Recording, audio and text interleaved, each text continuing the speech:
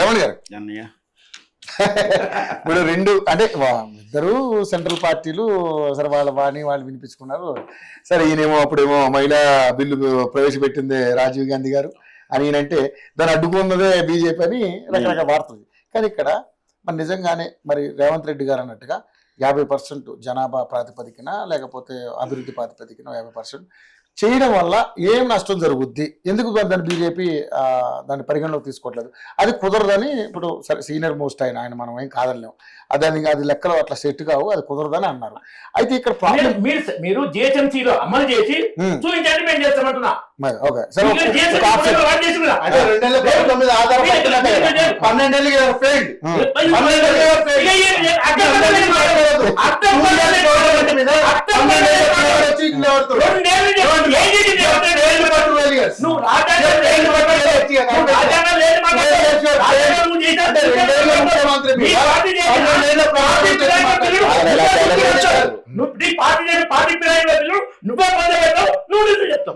Okay right, అది party ఫిరాయింపు దీనికి సంబంధం లేదు. సరే, ఇది వాస్తవానికి డీలిమిటేషన్ అవ్వడానికి ఒక కమిషన్ విధి విధానాల కోసం ఇంకా తయారు చేయడానికి కమిషన్ ఏర్పాటు చేసింది. అది ఏమీ చేయకుండా ఇలా అలా అపోహలు చేసుకోవడం ఏంటని కూడా ఒక వాదన. కాకపోతే ఏంటంటే ఇవి డిస్కషన్ అవుతే ఈ ఫ్యాక్టర్స్ వాళ్ళకి రేజ్ అవుతే రేపు ఆ కమిషన్ లో ఇట్లాంటివన్నీ కూడా విని దాని దగ్గర నిర్ణయం వస్తునే ప్రయత్నమే. కాబట్టి డిస్కషన్ అవ్వాల్సిందే ఖచ్చితంగా. కమిషన్ రేపు ఏం చెప్తుందో దాని తర్వాత నిర్ణయం ఎలా ఉంటుంది, దాన్ని ఎలా అపోజ్ చేయాలి, ఎలా సపోర్ట్ చేయాలి, మనం కోరుకున్న దానికన్నా ఇంకా బెటర్మెంట్ ఇస్తుండొచ్చు, చెప్పలేము కమిషన్ ఎలా ఇస్తుందో. కానీ ప్రమాదాన్ని మాత్రం మనం ముందు ఊహిస్తున్నాం. ఒకసారి చట్టం చేసిన తర్వాత ఒకసారి నిర్ణయం తీసుకున్న తర్వాత అంటే అధికారంలో ఎట్లా ఉన్న వాళ్ళ నిర్ణయం బుల్డోజ్గా అవుతుంటాయి. అప్పుడు మనం మొదటి నుంచి సపోర్ట్ చేయకపోతే మాత్రం అది ప్రజాస్వామ్య పద్ధతి కాదు. కాబట్టి ఖచ్చితంగా మనకు ఉన్నటువంటి అపోహలతోటి డిమాండ్ చేయొచ్చు. ప్రభుత్వం చేస్తుంది ప్రతి దాంట్లో తప్పు పట్టాలని వీళ్ళు ఏం చెప్పినా మనం చేయరు, దాంట్లో మనం వెతకాల్సిన లోతులు వెతకాలన్న ధోరణి కాకుండా డిస్కషన్లో వాల్యుబుల్ పాయింట్ ఏంది, దాన్ని వాళ్ళు చెప్తున్నట్టు అపోహలకు రెక్టిఫికేషన్ భరోసా ఇవ్వాల్సిన బాధ్యత అధికార పార్టీకి ఉంటుంది. అవి వదిలేసి మొండి వాదనలు చేస్తే పరిష్కారం కాదు. అయితే ఆ పరిష్కారాలు ఎలా ఉన్నాయి కూడా నేను చెప్పే ప్రయత్నాన్ని చేస్తాను. డిస్కషన్ అనేది ఇంపార్టెంట్ అవుతుంది. ఇకపోతే ఈ డీలిమిటేషన్ అందరికి తెలిసిన విషయమే. జనాభా ప్రతిపాదికంగా నియోజకవర్గాలు ఎంత పరిధిలో ఉండాలి అనేది, ఇంత పరిధిలోనే ఉండాలని మాత్రం ఎక్కడా చట్టంలో చెప్పబడి లేదు. రాజ్యాంగం అంటే ఎంపీ స్థానం 7 లేదు, 1,00,000 మంది ఉంటే చేసేయాలని కూడా లేదు. ఆల్రెడీ ఉన్నటువంటి ప్రాతిపాదికంగా వెళ్తా ఉంది, ఒక డీమ్డ్ గా వెళ్తున్నటువంటిది. అంటే 1,00,000 దాటింది కాబట్టి ఖచ్చితంగా ఇక్కడ కట్ చేసి ఇక్కడ గీత గీసేసి నెక్స్ట్ నియోజకవర్గం వెళ్ళిపోవాలనే రూల్స్ అయితే లేవు. కానీ జనాభా దామాషా ప్రకారం జనాభాను బేస్ చేస్తూ ఖచ్చితంగా జనాభా ఎంత 1,00,000కి ఈ ఊర్లో అంటే తెలంగాణలో ఇలా చేయాలి, ఆంధ్రప్రదేశ్ ఇలా చేయాలని లేదా. జనాభా ప్రతిపాదన నియోజకవర్గాలు పెంచుకుంటున్నాం, ఆ దామాషా రేషియో ప్రకారం వస్తుంది. అప్పుడున్నటువంటి అంటే ప్రశ్నలు అంతగా లేదేమో. 1952లో చేసాము, 63లో చేసాము, 73లో చేసాము. 73కి వస్తారికే ఈ వాదన ముందుకు వచ్చింది. దామాషా జనాభా లెక్కలు తేడా ఉన్నాయి. ఈ జనాభా లెక్కల వేరియేషన్స్ పెరగడంలో చాలా తేడాలు వస్తున్నాయి. కాబట్టి ఈ సమతుల్యం పాటించడానికి 25 ఏళ్ల తర్వాత చేయాలి డీలిమిటేషన్ ఒక ప్రాసెస్ అనేది అమలు చేస్తున్నట్టుగా కొంచెం అధ్యయనంలో తెలియాలి. సరే, ఎలా చేసినా కూడా జనాభా ప్రతిపాదికంగా చెప్తా ఉంది. అయితే ఇక్కడ ఇప్పుడున్నటువంటి డేటా ప్రకారం చూస్తే ఖచ్చితంగా సౌత్కు నార్త్కు తేడా ఉంది, అటు ఉత్తరాది దేశాలకు మనకు తేడా ఉంది. అలాగే సార్ అన్నట్టు మన కేవలం దక్షిణాది దేశాలకు కాదు, ఈస్ట్ 7 సిస్టర్స్ అంటుంటాం మనం, వాటికి కూడా వేరియేషన్ ఉంది. అంటే వాటితో పోల్చుకున్నప్పుడు వేరియేషన్ ఉంటే జనాభా ప్రతిపాదికం కదా, ప్రతిపాదిక ఉన్నప్పుడు మన ఆ జనాభా ప్రతిపాదికంగా తీసుకుంటే కొన్ని రాష్ట్రాలకు అసలు నియోజకవర్గాలు వస్తాయో రావని డౌట్ కూడా ఉంటుంది ఒక్కొక్కసారి. వాటిని కేంద్ర ప్రాంత ప్రాంతంగా చేసాం, దాన్ని పార్లమెంట్గా మార్చుకున్నాం, వేరు విషయం. అంటే ఇక్కడ చేయడానికి ఇప్పుడు 2 ప్రాసెస్. ఒకటి జనాభా ప్రతిపాదన చేస్తే ఆటోమేటిక్గా తెలిసిపోతా ఉంది, హైప్ అక్కడ వచ్చేస్తుంది, ఉత్తరాదిలో దక్షిణాది తగ్గిపోతుంది. ఆల్రెడీ మనం సఫర్ అవుతున్నాం ఏంటి, ఉత్తరాది రాష్ట్రాలు మంత్రి పదవులు తీసుకున్న తర్వాతనే మిగులుతున్నాం, కొర్రవ ఏడుస్తున్నాం, ఏడవకొట్టున్నాం, బాధపడతారనో దక్షిణాదికి రాష్ట్రాలకు 7 సిస్టర్లకు మంత్రి పదవులు పోతున్నాయి. కేవలం బీజేపీ ప్రభుత్వం కాదు, కాంగ్రెస్ ప్రభుత్వం కూడా అదే జరిగింది. దాంతోపాటు అక్కడ రాష్ట్రాలకు బడ్జెట్ కేటాయించిన తర్వాత వాళ్ళ ప్రయారిటీల తర్వాతనే మన రాష్ట్రాలకు ప్రయారిటీ జరుగుతున్నదని వాదన ఉన్న మాత్రం వాస్తవం. జనరల్గా ఎప్పుడూ ఇంటూనే ఉన్నాం. ఇప్పుడు అప్పుడు యడ్యూరప్ప గారు, దేవగౌడ గారు ప్రధానమంత్రి ఉన్నప్పుడు కర్ణాటక ఏం విధించారని, కొడంగల్ ఇప్పుడు రేవంత్ రెడ్డి గారు కొడంగల్కే నిధులు కేటాయిస్తున్నారని, మోడీ గారు గుజరాత్కే కేటాయిస్తున్నారని, కేసీఆర్ గారు ఆయన కరీంనగర్ కేటాయి, ఇట్లాంటి వాదనలు ఎలా ఉన్నా బడ్జెట్ విషయంలో అలాగే జరుగుతున్నప్పుడు అలొకేషన్ విషయంలో అపోహ ఉన్నమాట వాస్తవం. దానికి తోడు ఇప్పుడు డీలిమిటేషన్ తోటి ఆ డామినేషనే పెరిగితే మేము సఫర్ అవుతున్నాం అని చెప్తున్నారు కదా, అంటే మంత్రి పదవుల విషయంలో కానీ ఇక్కడ బడ్జెట్ కేటా విషయంలో కానీ రేపొద్దున పార్లమెంటులో ఈ అధిక సంఖ్య బలాలతోటి రేపు ఈ దక్షిణాది రాష్ట్రాలే కానీ రేపు ఈ సెవెన్ సిస్టర్కి అన్యాయం జరిగిందంటే భవిష్యత్తులో ఈ దేశ సమగ్రతకు భంగం వాటగలుగుతుంది. అర్థమయ్యే భాషలో చెప్పాలంటే ఈ దేశం మేము అన్యాయం అంటే తెలంగాణ సఫర్ అయిందని చెప్పినప్పుడే తెలంగాణ సపరేట్ రావాల్సిన ఆవశ్యకత ఏర్పరిచింది. అక్కడ ఆ బాధల నుంచి, ఆ భావంలో నుంచే, అన్యాయాల నుంచే కదా తెలంగాణ సపరేట్ కావాలని ఏర్పాటుకు వచ్చింది. నిన్న ఒక గుర్ఖాలాండ్ వచ్చిన, మొన్న ఒక జార్ఖండ్ వచ్చిన, నిన్న అదేంటి కొత్త రాష్ట్రాలు ఏర్పడినా అక్కడ ఏంటి మా యూనిటీకి మన యూటిలిటీకి ఇబ్బంది వస్తున్న భావజాలం నుంచే మనకు ప్రత్యేకత ఏర్పాటుకు వచ్చింది. అలాగే జరిగితే రేపు దేశ సమగ్రతకు ఇబ్బంది వస్తుంది. అఖండ భారత్ని కోసం వచ్చినటువంటి భారతీయ జనతా పార్టీ ఈ విష బీజం లేదా ఈ తప్పుడు అడుగు వల్ల రేపు సమగ్ర దేశానికి భవిష్యత్తులో ప్రమాదం వచ్చింది.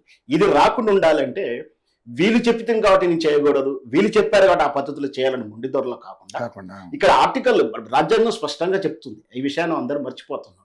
ఏటి ఉన్న ఆర్టికల్ రాజ్యాంగంలో ఏం చెప్తుంది అంటే జనాభా ప్రతిపాదికంగా చేయాల్సిందే, చేస్తున్నప్పుడు కొన్ని రాష్ట్రాలకు ఇది వర్తించలేకపోవచ్చు అని దార్శనికుడు మన అంబేద్కర్ గారు ముందేవించి మనకు అప్పుడు కూడా తెలంగాణ ఏర్పాటు విషయంలో మెజార్టీ రాష్ట్రాలు ఎట్లాగో మెజార్టీ వాళ్ళు వ్యతిరేకిస్తారు కాబట్టి ఆ బిల్లు పాస్ అవ్వదు కాబట్టి మెజార్టీ అవసరం లేదని ఒక క్లాజ్ పెట్టడం వల్ల ఎంత బెనిఫిట్ అయిందో ఇక్కడ అంటే జనాభా ప్రతిపాదన తక్కువ ఉన్నా పర్వాలేదు అట్లాంటి రాష్ట్రాలు ఉదాహరణకు సెవెన్ సిస్టర్ రాష్ట్రాలు మిజోరాం, సిక్కిం ఇట్లాంటి రాష్ట్రాల గురించి చెప్పి అక్కడ 60 లక్షలు ఉన్నా కూడా 40 లక్షలు కూడా నియోజకవర్గం ఏర్పాటు చేశారు.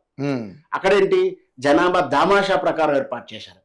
ఇప్పుడు కూడా అదే దామాషా ప్రకారం ఏర్పాటు చేస్తూ ఇప్పుడు స్థిరంగా ఉన్నటువంటి అంటే ఇప్పుడు 543 ఏదైతే రేషియో ఉందో అంటే ఎన్ని రాష్ట్రాలకు ఎన్ని వచ్చినాయి అంటే 129 అండ్ ఇప్పుడు దక్షిణాది రాష్ట్రాలకు 129 వస్తుంది నా అంచనా ప్రకారం, ఇక్కడ లెక్కల ప్రకారం అంటే 3:2 ఉంది. రేపు పెరిగినా కూడా ఇలాగనే పెరగాలి, ఇలా పెరగకూడదు, ఇంకా తగ్గాలి అనేది నా ఉద్దేశం.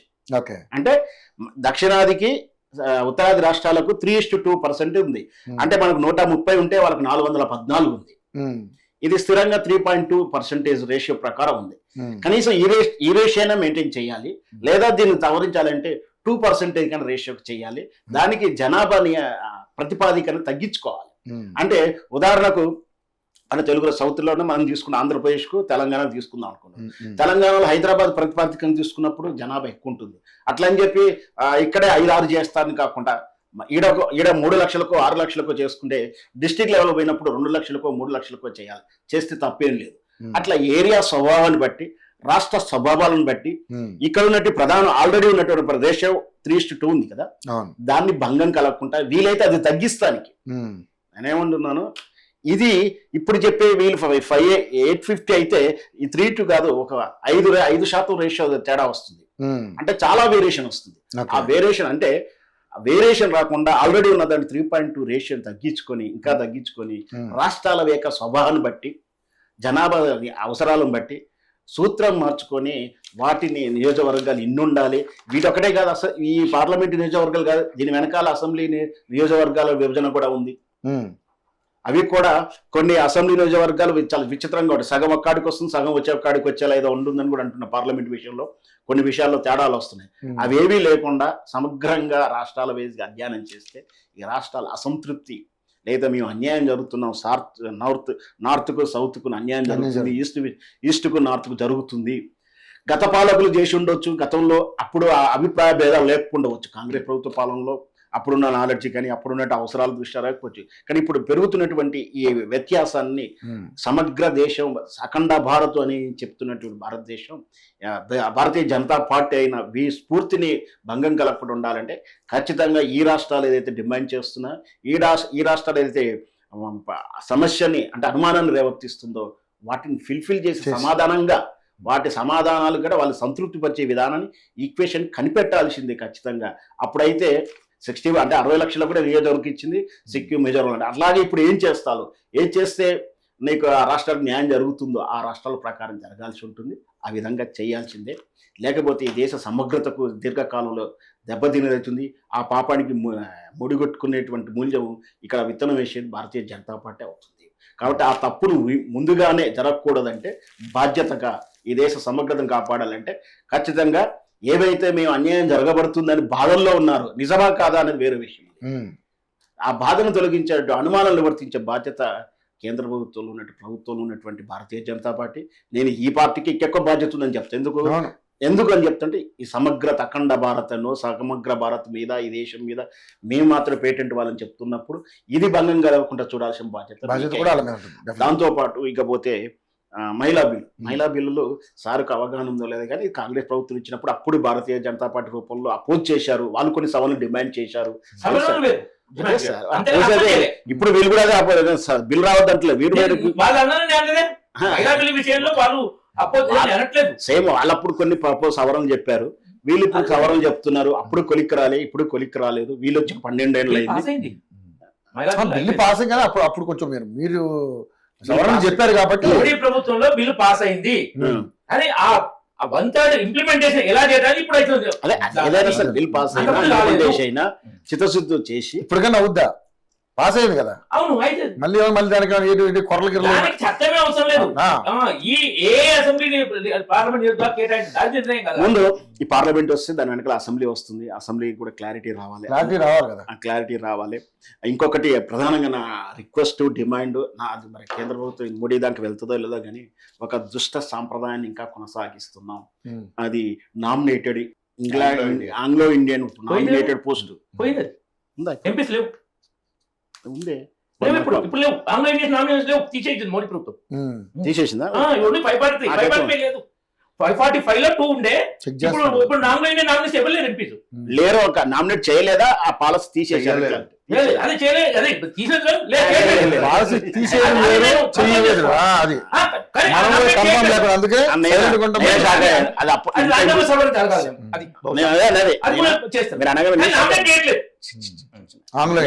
ఉన్నదనగా నేను షాక్ అయ్యాలి. అది ఎత్తేసినానే నాకు ప్రొఫెషన్. అది ఇంకా అమలుకి నామినేటెడ్ ఉన్నాడా లేదా అని వేరే విషయం. వేకెన్సీ ఉందా? 2015 లో ఉండే, 2020 లో కూడా ఉండే. తర్వాత మీరు నామినేట్ చేయలేదు. జార్జ్ బేకర్ ఆ రోజు స్వాతంత్రం వస్తుంది నామినేట్ చేయలేదు కాబట్టి ఇష్యూ లేదు. లేదంటే కాదు కదా, ఇది రాష్ట్ర స్థాయిలో కూడా ఏదో ఉంది కదా. సో మంచి అంశం తీసుకొచ్చారు. ఎందుకంటే ఆ రోజుల్లో 1947 లో ఉన్న పరిస్థితులు, ఆ రోజు బ్రిటిష్ వాళ్ళు ఇస్తున్నప్పుడు మీకు పరిపాలన వచ్చోరాదు, మా మనిషిని ఒక సాంపిలు పెట్టుకోవాలని ప్రతిపాదికలు పెట్టినటువంటి సూత్రం అది. అంటే మీ మేధావులు ఉన్నారో లేరో, మీకు చదువు వస్తుందో రాదో, మేమే మేధావులు, మేము ఇంగ్లీష్ పుస్తకాలు చదివి మీ మేధావులు, మా మేధావులు మీ సంఖ్యలో ఉండాలి, ఎప్పుడు జోబులో ఉండాలని సిద్ధాంతం మీద పెట్టినది. ఈ రోజు అప్లికేబుల్ కాదు. ఆ ఇంగ్లాండ్ నామినేటెడ్ పోస్ట్ తీసేయాలి. రైట్.